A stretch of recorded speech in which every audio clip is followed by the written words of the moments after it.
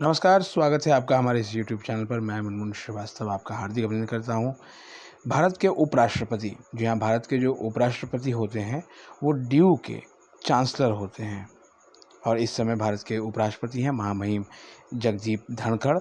और Jagdeep Dhankhar infrastructure, information और innovation के मुद्दे पर ड्यू में शुरू हुए एक इंटरनेशनल सेमिनार में बतौर मुख्य अतिथि शामिल हुए। श्री धनखड़ बुधवार को दिल्ली विश्वविद्यालय में 3 दिवसीय अंतर्राष्ट्रीय कॉन्फ्रेंस, जिसका विषय infrastructure, information and innovation for building new Bharat के उद्घाटन अवसर पर मुख्य अतिथि के रूप में विद्यार्थियों, शिक्षकों और गणमान्य अतिथियों को संबोधित कर रहे थे। इस 3 दिवसीय अंतर्राष्ट्रीय कॉन्फ्रेंस का आयोजन विश्वविद्यालय के शताब्दी समारोह के उपलक्ष्य में गांधी भवन, दिल्ली विश्वविद्यालय, गांधी स्मृति एवं दर्शन समिति तथा दिल्ली पुस्तकालय संघ और SRFLIS द्वारा संयुक्त रूप से किया गया था। समारोह के दौरान गांधी स्मृति एवं दर्शन समिति के उपाध्यक्ष श्री विजय गोयल विशिष्ट अतिथि के तौर पर मौजूद रहे। श्री विजय गोयल दिल्ली विश्वविद्यालय के जो है वो छात्र संघ के अध्यक्ष भी रहे और उन्होंने इस कार्यक्रम में अपने 50 साल की दिल्ली विश्वविद्यालय की यात्रा का जिक्र भी किया। श्री धनखड़ ने कहा कि इस कॉन्फ्रेंस में जब इंफ्रास्ट्रक्चर, इंफॉर्मेशन एंड इनोवेशन पर फोकस किया जाएगा तो ज्वलंत मुद्दे कवर होंगे। इन तीनों के बिना आज के दिन काम चलना मुश्किल है। उन्होंने कहा कि आज भारत पहले से अधिक गति से उभर रहा है। आज भारत को वो स्थान प्राप्त हो रहा है जो सदियों पहले था। दुनिया में भारतीयता और भारतीयों का सम्मान बढ़ा है। उन्होंने कहा कि देश प्रधानमंत्री नरेंद्र मोदी के नेतृत्व में तेज़ी से विकास कर रहा है। जो चीज़ें कभी सोची भी नहीं थी वो आज हकीकत बन रही हैं। उपराष्ट्रपति ने कहा कि कोविड महामारी के दौर में जब लंदन और यूरोप सहित अनेकों देशों में हेल्थ स्ट्रक्चर फेल हो गए थे, तब भी भारत ने मजबूती दिखाई। देश में 200 करोड़ वैक्सीन लगाना कोई आसान काम नहीं था, जिसे सरकार ने साकार किया है। उन्होंने मोदी के नेतृत्व में तकनीकी विकास की चर्चा करते हुए कहा कि पहले लोग बिल भरने से लेकर अनेकों सेवाओं के लिए घंटों तक लंबी लाइनों में लगकर समय बर्बाद करते थे, लेकिन सरकार की दूरगामी सोच के साथ डिजिटल इंडिया पहल ने सभी ऐसी सेवाओं को डिजिटल करके सुगम बना दिया है। उन्होंने कहा कि इंफ्रास्ट्रक्चर हर चीज़ का मूल है, लेकिन कई बार ये दिखाई नहीं देता। देश में तकनीकी रूप से इसे मजबूत किया गया है। आज वंदे भारत ट्रेनों ने सफ़र के समय को बहुत ही कम कर दिया है।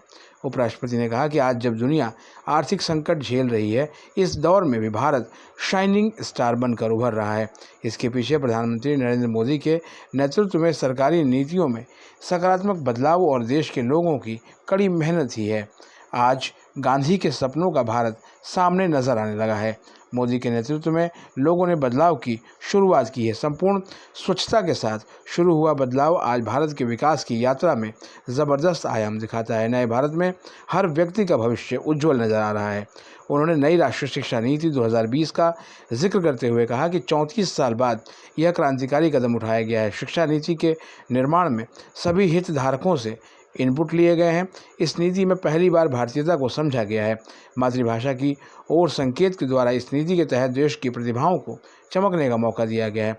धनखड़ ने कहा कि आज दुनिया की अनेकों बड़ी कंपनियों में भारतीय व्यक्ति उच्च पदों पर आसीन है। ये सब भारत के प्रतिभाशाली लड़के और लड़कियां ही कर रहे हैं। अब वो समय आ गया है जब युवाओं को इनथेटिक ओपिनियन मेकर बनना है। आपके पास आइडिया है तो पैसे की कोई कमी नहीं है। सरकार ने अनोखी योजनाओं से इसे सुलभ बना दिया है। आज़ादी के अमृत महोत्सव में आत्मनिर्भर भारत एक नया कंसेप्ट बनकर उभरा है। उन्होंने दिल्ली विश्वविद्यालय के 100 वर्ष पूरे होने पर बधाई देते हुए कहा कि जब हाई बेंचमार्क सेट करने की ज़रूरत है। उन्होंने उपस्थित विद्यार्थियों से भी आह्वान किया कि वे अपने से बड़ों, अपने शिक्षकों और अभिभावकों के प्रति अत्यधिक आदर सम्मान का भाव रखें, अपनी राष्ट्रीयता को सर्वोपरि रखें। संविधान में दिए गए मौलिक अधिकारों का उपभोग करने के साथ साथ मौलिक कर्तव्यों पर भी ध्यान दें। आपको लगेगा कि इनका पालन करना बहुत आसान है और आपको इनके पालन करने में खुशी का अनुभव होगा।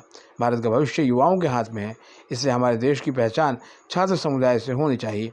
कार्यक्रम के विशिष्ट अतिथि गांधी स्मृति एवं दर्शन समिति के उपाध्यक्ष विजय गोयल ने अपने संबोधन में कहा कि गांधी स्वच्छता, स्वदेशी सत्याग्रह आदि की बात करते थे। प्रधानमंत्री नरेंद्र मोदी ने सबसे पहले स्वच्छता का बीड़ा उठाया। गांधी के सबसे बड़े अनुयायी नरेंद्र मोदी ही हैं।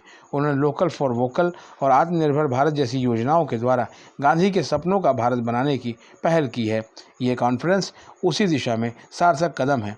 उन्होंने 50 वर्ष पहले के दिल्ली विश्वविद्यालय में अपने छात्र जीवन के अनेकों अनुभवों को साझा किया।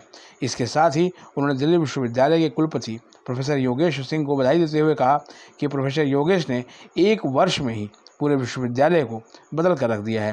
दिल्ली विश्वविद्यालय के कुलपति प्रोफेसर योगेश सिंह ने अपने अध्यक्षीय भाषण में उपराष्ट्रपति एवं दिल्ली विश्वविद्यालय के कुलाधिपति श्री जगदीप धनखड़ का स्वागत किया। कुलपति ने दिल्ली विश्वविद्यालय के बारे में विस्तार से जानकारी देते हुए विश्वविद्यालय के शताब्दी वर्ष की भी बधाई दी। उन्होंने कहा कि दिल्ली विश्वविद्यालय की उपलब्धियाँ बहुत ज़्यादा है। 1948 में जहाँ पहले 1 PhD प्रदान की गई थी, वहीं इस वर्ष 802 विद्यार्थियों को PhD की उपाधि प्रदान की गई है। इस सत्र में CUET के तहत दाखिले दिए गए हैं। उन्होंने कॉन्फ्रेंस के बारे में चर्चा करते हुए कहा कि इससे जो जानकारियां निकल कर आएंगी वह निसंदेह सरकार के नीति निर्माण में सहायक होंगी। कॉन्फ्रेंस के ऑर्गेनाइजिंग सेक्रेटरी एवं गांधी भवन दिल्ली विश्वविद्यालय के निदेशक प्रोफेसर KP सिंह ने अतिथियों का स्वागत किया। उन्होंने कॉन्फ्रेंस के बारे में जानकारी देते हुए बताया कि इस कॉन्फ्रेंस में देश विदेश से सैकड़ों प्रतिभागी, प्रतिनिधि, शिक्षाविद, वैज्ञानिक, कुलपति, आचार्य, पुस्तकालय अध्यक्ष आदि भाग लेंगे और infrastructure, information and innovation for building new Bharat जैसे महत्वपूर्ण विषय पर अपने विचार विमर्श और परिचर्चा करेंगे।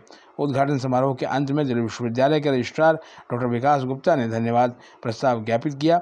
इस अवसर पर dean of colleges professor Balram पाणी, दक्षिणी दिल्ली परिसर के निदेशक प्रोफेसर श्री प्रकाश सिंह, शताब्दी समारोह समिति की कन्वीनर प्रोफेसर नीरा अग्निमित्र व PRO अनूप लाठर सहित सभी डीन, विभागाध्यक्ष, शिक्षक, अधिकारी, कर्मचारी और सैकड़ों विद्यार्थी उपस्थित रहे।